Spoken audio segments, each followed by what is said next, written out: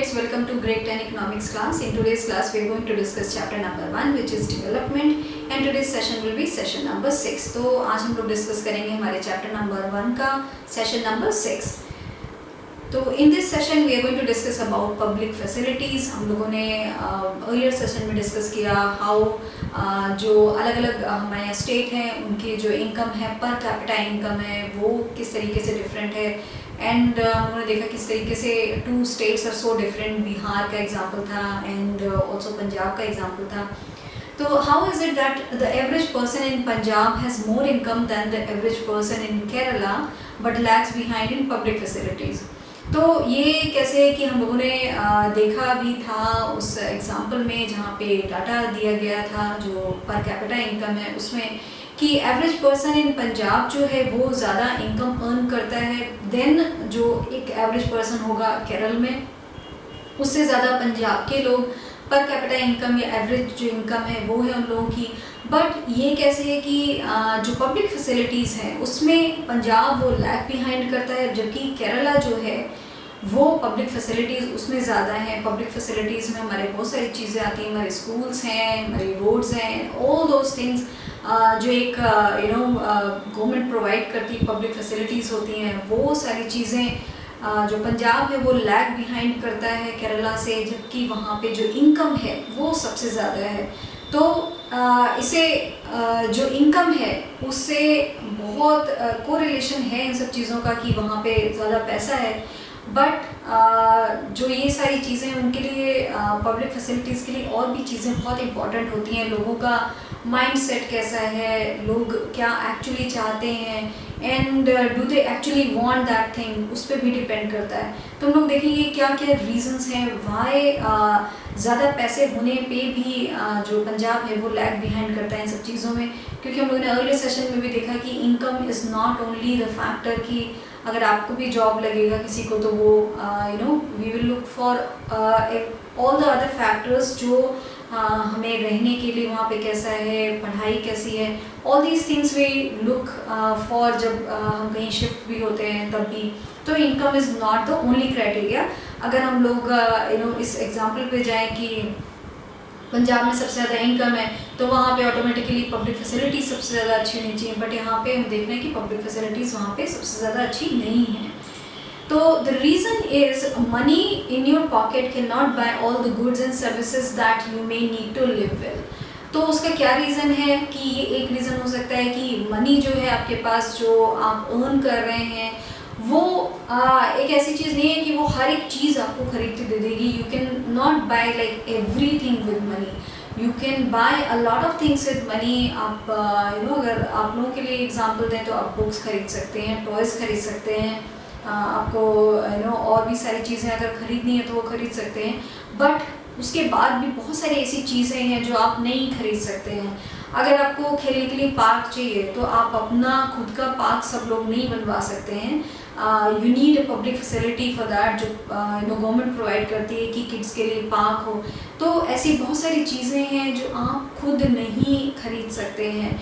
तो even if you have lots of money पर उसके अलावा भी बहुत सारी सी चीज़ें हैं जो आप केवल अपने पैसे से नहीं खरीद सकते हैं. देयर आर मेनी सर्विसेज जो हैं जो आप जो आप अच्छी तरीके से रहने के लिए आपको चाहिए. आप लोग जो देखते हो कि घर में आपके यहाँ गार्बेज पिकअप करने लोग आते हैं तो वो एक सर्विस है जो आप अपने आप ले जाके गार्बेज रोज कहीं जाके नहीं फेंक सकते हैं. देयर इज़ अ सिस्टम है उसके लिए कि आपके यहाँ से गार्बेज पिकअप होगा एंड देन वो जो मेन जगह है वहाँ पे जाएगा. तो ये सब फैसिलिटी जो है वो भी बहुत ज़रूरी है. एंड आप ईच एंड एवरी फैसिलिटी को जो पब्लिक फैसिलिटीज़ भी हैं उनको आप अपने लिए खुद नहीं खरीद सकते even if you have money for that. Income by itself is not a completely adequate indicator of material goods and services that citizens are able to use. तो जो एक इनकम है वो केवल एक ऐसा इंडिकेटर नहीं है, कंप्लीट इंडिकेटर नहीं है उस चीज़ का कि आप जो भी मटेरियल गुड्स एंड सर्विसेज हैं वो आप सारी बाय कर सकते हैं उससे. somebody has to be willing to give you the service and also वो सर्विस अवेलेबल भी होनी चाहिए. अगर आप स्कूल में जाना चाहते हैं तो उसके लिए स्कूल होना चाहिए. अगर आप पढ़ाई करना चाहते हैं तो उसके लिए स्कूल होना चाहिए. आप अपने एक अकेले के लिए स्कूल पूरा नहीं खोल सकते हैं. अगर खोलेंगे भी तो that won't be that good school, और आप सारी फैसिलिटीज़ कैसे लाएंगे, आप डिसिप्लिन कैसे रखेंगे। That is Y home schooling नहीं होती है, अदरवाइज होम स्कूलिंग कर सकते हैं, बट वो जो डिसिप्लिन चाहिए होता है स्कूल में।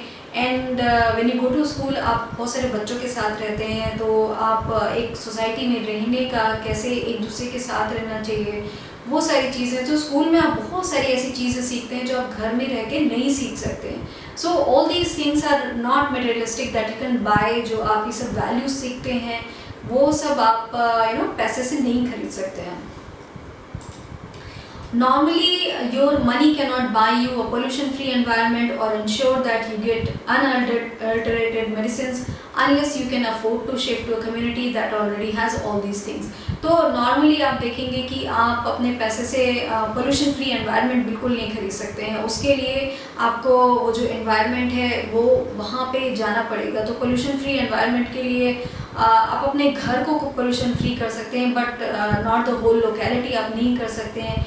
या फिर जो मेडिसिन्स हैं, आपको चाहिए कि आपको रियल ऑथेंटिक मेडिसिन्स मिले, तो वो आप हर एक चीज़ नहीं कर सकते हैं। उसके लिए there is a chain of that कि जिससे आपके पास मेडिसिन्स आते हैं, तो you can not buy all those things with money. ये सारी चीज़ों के लिए आपको सर्विस जो प्रोवाइडर है वही आपको प्रोवाइड करेंगे, and you need all those service providers and also the willingness of the society to do all those things. Otherwise आप फिर उस सोसाइटी में मूव हो जहाँ पे ये सारी चीज़ें ऑलरेडी अवेलेबल हैं।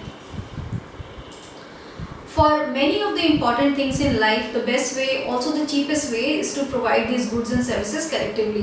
तो बहुत सारी important चीज़ें जो लाइफ में हैं, जैसे कि हम लोगों ने अभी we talked about कि जो मेडिसिन्स हैं एंड वो सारी चीज़ें हैं, पार्क हैं, स्कूल्स हैं, उनके लिए द बेस्ट वे क्या होता है कि कलेक्टिव हो वो, जैसे कि पब्लिक फैसिलिटीज़ हैं जो कलेक्टिव हैं। स्कूल है, all of the kids go to that school, और लॉट ऑफ स्कूल जो गोइंग किड्स हैं वो एक स्कूल में जाते हैं। सो दैट इज़ वाई ये जो सर्विस है वो कलेक्टिवली प्रोवाइड की जाती है। हम लोगों ने डिस्कस किया जो हमारा गार्बेज कलेक्शन है वो एक कलेक्टिवली सर्विस है जो सबको दी जाती है।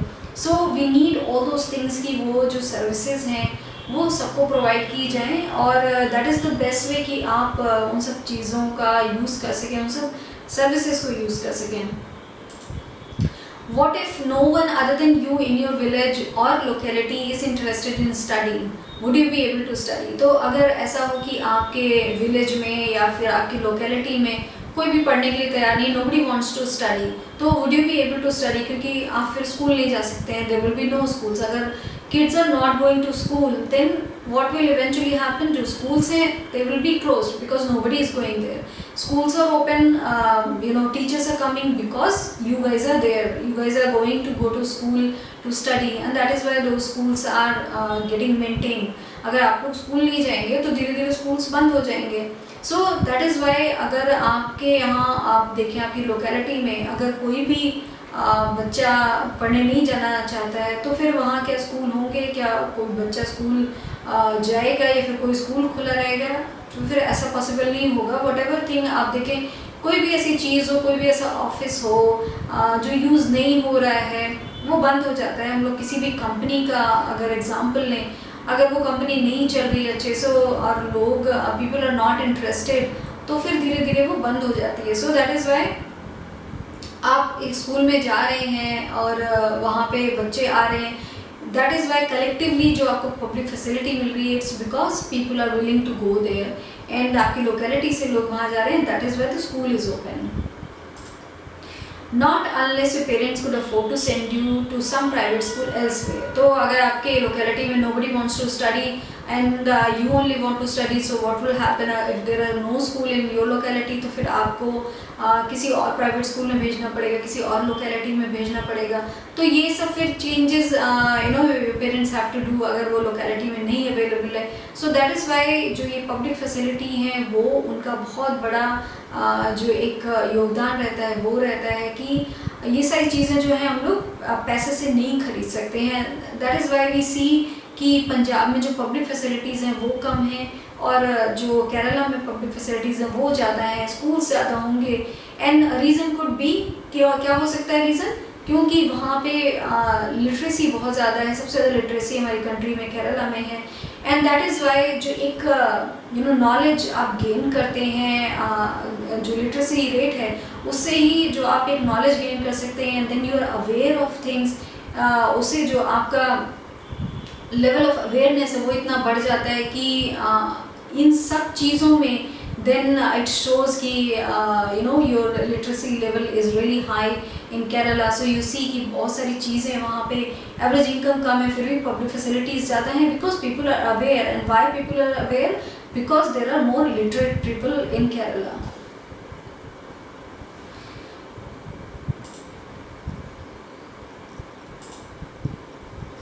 So you are actually able to study because many other children also want to study, and because many people believe that the government should open schools and provide other facilities so that all children have a chance to study.